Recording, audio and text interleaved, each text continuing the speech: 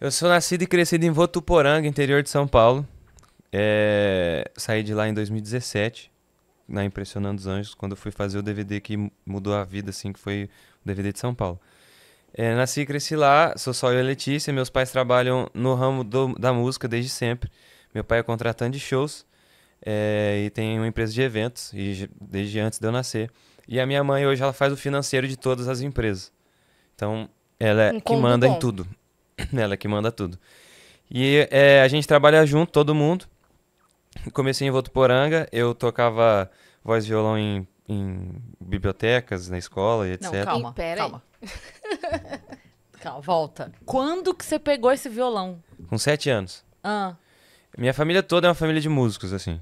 Todo mundo toca, todo mundo canta alguma coisa, assim, de ambas as partes, assim, tanto da parte da minha mãe quanto da parte do meu pai. O meu pai tocava com o meu tio numa banda de baile e aí conheceu a minha mãe. Então as duas partes as Que duas fofo. famílias que são das músicas. incrível. E aí, todo mundo tocava alguma coisa e aí naqueles almoços de vó, assim, de domingo, assim, eu era o único que ficava sem nada, assim. E eu falei, cara, eu preciso Nenhum me fósforo, enturmar. Deslocado. nenhuma caixa de Preciso fósforo? me enturmar, né? Preciso me enturmar com a minha família vai me deixar de lado. E aí eu comecei a ir atrás do violão, assim, porque eu me sentia sozinho e também me sentia sem hobbies, assim. E aí eu queria, cara, eu quero aprender a fazer isso aí também, porque isso é muito gostoso e tal. Já cantava na roda e tal, mas queria aprender mais sobre. E aí com 7 anos peguei o violão, e aí fui aprender e tal, não sei o quê. Aí com 10 eu comecei a juntar algumas poesias com algumas melodias que eu cantarolava, assim. E aí comecei a compor, Com 10. com 10. Opa, tudo bem, bom dia. Caramba. Cedo, né? Muito Alguém cedo. te incentivou? Sim, pessoas. Bem, Pessoas do sexo oposto a quem a gente dedicava paixões. Aham. entendi. E aí, na escola, assim, né? E aí, eu nunca gostei de poesia, nunca gostei de escrever, nunca gostei de aula de redação, assim. Mas teve uma vez que uma professora minha, a dona Célia, ela fez uma atividade onde a gente fazia poesia e entregava e concorria a um campeonatinho de poesias, assim. E a minha poesia, do nada, ela foi muito bem. E aí ela falou assim, ó, você devia investir nisso aí que você leva jeito pra isso, tal, não sei o quê. Eu falei, caralho, que eu vou investir nisso? Eu odeio fazer isso E aqui, você pô. fez por fazer? Foi. E aí eu falei, e aí ela falou assim, ó, tenta.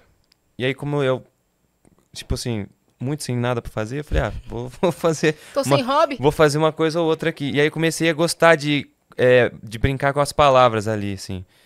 De fazer, de metáforas com a vida, assim, metáforas com paixõezinhas, assim. E aí chegou uma hora onde eu comecei a fazer melodia no violão, comecei a fazer umas poesias assim, e aí conseguia juntar as duas coisas. E aí em casa eu mostrava as coisas que eu fazia pra minha mãe, assim, tenebroso, assim, tudo muito ruim. E a minha mãe ou a minha avó, de vez em quando, elas cantarolavam as coisas que eu fazia. E aí eu achava aquilo, assim, mágico, assim. Falei, cara, mas isso aqui é muito ruim. Como é que você tá gostando disso aqui? E aí eu falei, cara, então eu vou investir nisso aqui, porque se elas gostaram, pode ser que eu faça alguma coisa boa uma hora e mais gente Se goste. eu acho ruim, elas estão cantando, imagina quando for bom. É. Justamente. E aí eu comecei a fazer, comecei a criar, comecei a ir e tal. E aí fui escrevendo, guardei algumas coisas e tal. E aí com 13 anos, eu recebi a oportunidade de cantar numa banda de baile. E eu queria me profissionalizar, queria fazer mais alguma coisa, assim, tipo, eu já tava cansado de ficar só com voz e violão dentro de casa, assim. Uhum. Já tinha feito voz e violão pra web rádios, já tinha feito em biblioteca, já tinha feito essas coisas assim na escola, mas queria algo mais, assim, já tava coçando, assim. E aí me deram a oportunidade de estar nessa banda de baile. Aí eu entrei e aí fui viver, Isso é né? uma escola, né, cara? Demais. A banda de baile, pra quem já fez, sabe que era assim. Hoje em dia é muito raro você ver uma banda de baile assim, mas ainda tem bastante.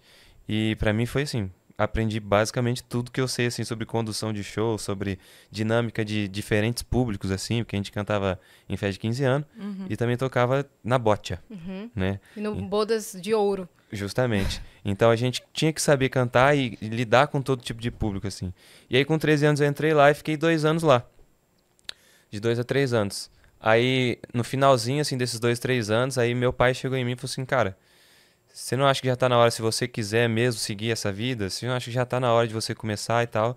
Já tinha algumas músicas, o disco é basicamente inteiro meu, primeiro, e aí, acho que tem três que não são minhas, E aí comecei a gravar esse disco no final da banda, saí da banda e comecei a trabalhar esse disco. E aí eu comecei a divulgar esse disco 15 pra 16. de 15 para 16. Já era sertanejo. Já era o meu jeito de fazer o sertanejo, assim, né? Já era o meu jeito que eu via como eu seria sertanejo, assim. E aí comecei a fazer isso. E aí estudava, trabalhava com isso, aí fiquei na banda mais um tempinho, saí, comecei a divulgar e assim foi indo. E assim, aí depois de uns... Isso foi em 2012, as coisas começaram a acontecer pra mim em 17. E como foi esse processo? Qual que foi a primeira hora que você olhou e falou, eita, acho que isso aqui vai dar bom?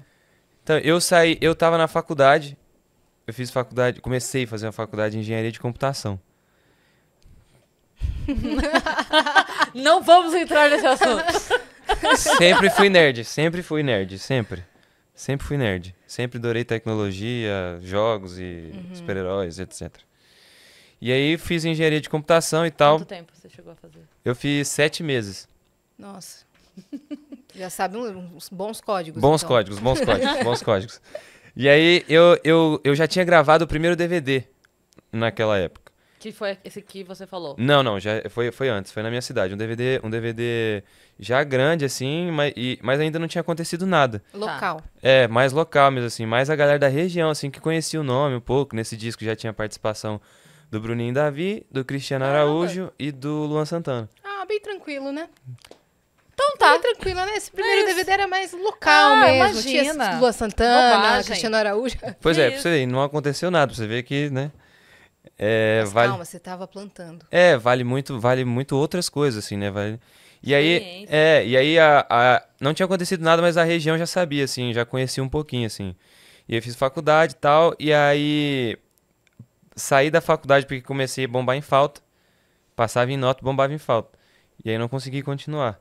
Aí saí, assinei com uma gravadora depois pra lançar esse DVD e tal. Gravei uma música depois e nada acontecia, assim, nada ia, assim. E aí chegou uma época que eu não tinha mais música, chegou uma época que eu não tinha. Fui meio que mandado embora da gravadora e tal. E eu falei, cara, será que compensa mesmo, sim, né? E aí eu fiquei já deu uma. Será que eu não volto a assistir as aulas da faculdade? Eu falei assim, rapaz, então, será que agora que eu não vou conseguir, não vou precisar faltar tanto? Né? Às vezes dá pra voltar, né? É. E aí começou a bater. E aí eu falei, cara, aí eu falei pro meu pai, ó, vamos seguir até um tempo. Até onde tá marcado os shows e vamos ver como é que vai até ali. Que eu comecei a entrar, cara, acho que a galera tinha razão. Acho que a galera tinha razão quando falava que era só uma paixãozinha que ia passar e que não ia dar certo e tal. Acho que a galera. E aí, perto disso, aí eu escrevi a Impressionando os Anjos. E aí eu falei, ó, Da onde veio a inspiração? a Impressionando, eu sou encucado com um sonho. Sempre gosto de saber o que significa, o que meu inconsciente tá tentando me falar, assim. E aí sonhei que tava cuidando de 2 crianças. E ficou isso na minha cabeça. Falei assim, gente, o que será que eu fiz por aí? Aí eu fiquei com isso na cabeça. Eu sou muito novo. Não dá pra ser pai agora. E aí fiquei nisso. E aí assisti uma reportagem. Era um domingo à noite, assim, assisti uma reportagem onde o marido perdeu a esposa e ficou cuidando dos 2 filhos. Fez a vida com os 2 filhos e tal, perdeu a esposa num acidente. E ficou isso na minha cabeça, assim. Escrevi essa música junto com o Theo, que é um grande amigo meu, um grande irmão meu. Ele chegou em casa e falou, cara, essa semana eu senti no meu coração que a gente devia fazer uma música sobre uma situação diferente. Eu falei, você tem alguma referência? Ele falou, ó, eu assisti uma reportagem Nossa. onde o marido perdeu a esposa e ficou cuidando dos 2 filhos. E isso tocou meu coração, que eu devia falar algo sobre isso. Eu falei, cara, então Deus tá falando com a gente, velho. E eu acho que a gente deve falar sobre isso. Aí eu falei, eu só não acho que tem que ser uma coisa muito pesada, assim, do tipo, ai, por que você se foi? Me leva pra ir no seu lugar, me deixa ir no seu lugar, sei o que e tal. Acho que quem ficou, ficou. Né? E a gente tem que jogar com a bola que Deus dá. Né? E acho que é saudade de sentimento positivo e tal. Aí ele falou, o que você acha de hoje foi tudo bem, só um pouco cansativo. E aí eu falei, cara, acho que é por aí. E aí em 40 minutos a gente escreveu Nossa. a Impressionando os Anjos. A música que ia veio de outro mudar lugar, tudo, né? né? E aí a gente terminou de escrever ela e a gente falou, beleza, pra quem que a gente manda? Porque eu tinha 18 e eu falei, o povo não vai querer ouvir um artista desconhecido com 18 anos cantando esse tipo de coisa. Eu não vou ter moral pra cantar esse tipo de coisa. E aí eu falei, vou mandar pro Luan. Que eu já conheço o Luan Santana há muitos anos, assim, né? Antes da Meteora, um pouquinho. E aí eu falei, vou mandar pra ele, que eu acho que ele é um cara com moral no Brasil pra cantar isso, né? E aí falei, cara... Aí mandei pra minha mãe e mandei pro meu pai, que sempre foram minha referência, assim. Aí o meu pai sempre respondia só com joinha, assim. E aí nesse dia ele escreveu, carai, foda. Aí eu falei...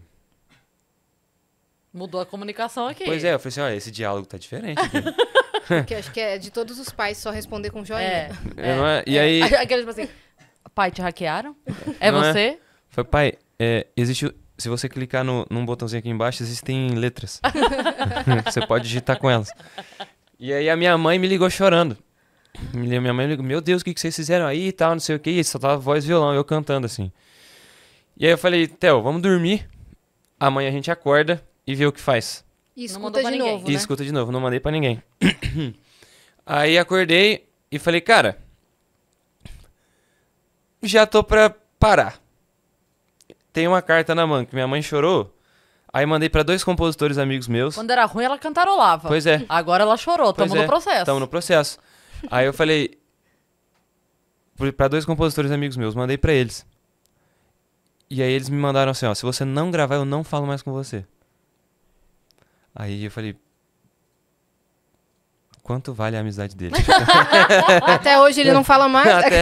E aí eu falei, tá, então eu vou fazer. Aí foi minha primeira música independente, depois da gravadora, e a primeira música com um novo produtor. E aí a gente apostou. Aí lançamos a música. Eu lembro que eu fiquei de férias um tempão, operei meu joelho, fiquei mais um tempo de cama assim e tal. E aí voltei no meu aniversário a fazer show de rádio, assim, ainda mancando, assim. E fui fazer um show de rádio em Cornélio Procópio, lá no Paraná. Tinha lançado a música. Já tinha lançado a música há uns 3, 4 meses, assim. E tava... E eu não sabia como é que tava, assim, ninguém falava nada, assim, a música, tipo, ninguém falava, meu Deus, que estouro e tal, não sei o que e tal. Mas você já ouvia em alguns lugares Não. ou não ainda? Tá. Tipo assim, sabia que tava indo bem na rádio, às vezes e tal, mas nada... Tal, normal. Normal, é. E aí, cheguei nesse show e tal, falei, galera, quero cantar uma música pra vocês nova aqui e tal, de uma família e tal, e a galera já começou a se desesperar, assim. Aí eu falei, vixe, acho que eles estão confundindo com alguma outra música, deixa eu explicar melhor que música que é. Porque às vezes a pessoa tá conversando, a gente quer dividir o nosso dia com alguém, a pessoa não tá mais ali, a gente sente na necessidade de ainda assim fazer uma oração pra ela. E a galera começou a gritar mais. Eu falei, ó, vou falar o nome então, porque eu acho que a galera não tá entendendo. Eu falei, o nome dessa música é Impressionando os Anjos. E aí, Nossa, caiu veio o abaixo. lugar. E aí o povo cantou de cabo a rabo, assim. E aí foi assim lá em outro lugar. Como é que você ficou naquela hora? Tipo assim... Eu fiquei naquele sem momento- entender, assim, eu fiquei... Tem alguma coisa errada. Sérgio Malandro? Pois é. Rodrigo Faro, Para. o João Kleber. E aí eu falei, cara, bom, deixa eu ver, né? E aí foi indo assim em outros lugares, assim. Naqueles últimos shows que você... Os últimos que você Seriam. teria. Aí as coisas começaram a andar um pouco. E aí começaram a ter alguns pedidos. Começaram a ir e tal. E a gente sentiu, cara, parece que Deus tá mostrando uma luz aqui pra mim. E aí eu falei, cara, então vamos pegar firme. Aí eu peguei e fiz o DVD de São Paulo. Que tem Anti-Amor, Coladinho em Mim, Contramão, Mel de Marte. Aí tem a participação da Anitta, do Jorge Mateus, Maiara Maraíza e do Gustavo Lima. E aí foi o DVD que mudou tudo. Aí sim, aí foi o Brasil inteiro, assim. Aí eu toquei no Brasil inteiro com as músicas desse disco e tal. E aí foi onde tudo mudou. E aí, graças a Deus, já são 6 anos. Isso, 17. 2017. A Impressionando aconteceu 17, gravei o DVD de São Paulo no final de 17. E aí, Caramba. desde então, graças a Deus, a gente tem estado por aí. Aham.